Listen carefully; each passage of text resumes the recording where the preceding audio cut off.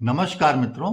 आज सारा मीडिया कह रहा है कि उन्नाव के एमएलए कुलदीप सिंह सेंगर सत्ता दल के एमएलए हैं, इसलिए कोर्ट ने पॉक्सो कानून में उन्हें छोड़ दिया। लेकिन यह भ्रम फैलाया जा रहा है। कानून ने उन्हें नहीं बचाया, बल्कि टीवी और मीडिया में ही कानून को गलत तरीके से समझाया जा रहा है। पॉक्सो इतना कठोर कानून है कि अगर कोई पब्लिक ऑफिसर अपराध करता है तो एक साधारण अपराधी की तुलना में उसकी सजा ज्यादा हो जाती है। फिर सवाल उठता है कि एक एमएलए होकर के सेंगर पॉक्सो से डिस्चार्ज कैसे कर दिया गया।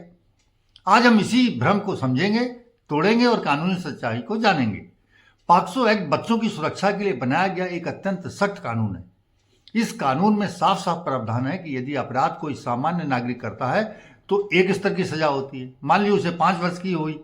लेकिन यदि वही अपराध किसी पब्लिक सर्वेंट या पुलिस अधिकारी द्वारा अपने अधिकार और पद का दुरुपयोग करके किया जाता है तो उसे गंभीर अपराध माना जाता है और उसे ज्यादा कठोर सजा दी जाती है, अर्थात उसे हर हाल में 5 वर्ष से ज्यादा की सजा दी जाएगी। यह बात पॉक्सो एक्ट की धारा 5 और 6 में स्पष्ट रूप से उल्लिखित है। अर्थात कानून खुद मानता है कि सत्ता या पद का दुरुपयोग अपराध को और भी अधिक गंभीर बना देता है। अब यहीं से असली कानूनी प्रश्न शुरू होता है कि दिल्ली हाईकोर्ट ने यह नहीं कहा कि कोई अपराध हुआ ही नहीं, बल्कि कोर्ट ने यह देखा कि आरोपित कृत्य किस हैसियत में किया गया।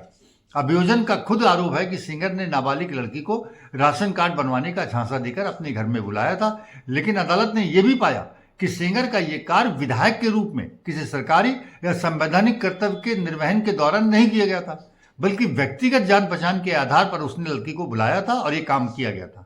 यह भी साबित नहीं हुआ कि उसने अपने विधायक पद की शक्ति या अधिकार का दुरुपयोग किया है। कानून की दृष्टि से इसका अर्थ यह है कि उस समय सेंगर एक निर्वाचित प्रतिनिधित्व तो था, लेकिन वह एक जनसेवक के अपने दायित्व निर्वहन के लिए कार्य नहीं कर रहा था। पॉक्सो का गंभीर अपराध वाला प्रावधान तभी लागू होता है जब अपराध और आधिकारिक कर्तव्य के बीच सीधा और स्पष्ट संबंध स्थापित हो। केवल प्रभावशाली होना या पहचान का लाभ उठाना कानून की उस सख्त परिभाषा को पूरा नहीं करता जो पॉक्सो एक्ट में निर्धारित की गई है।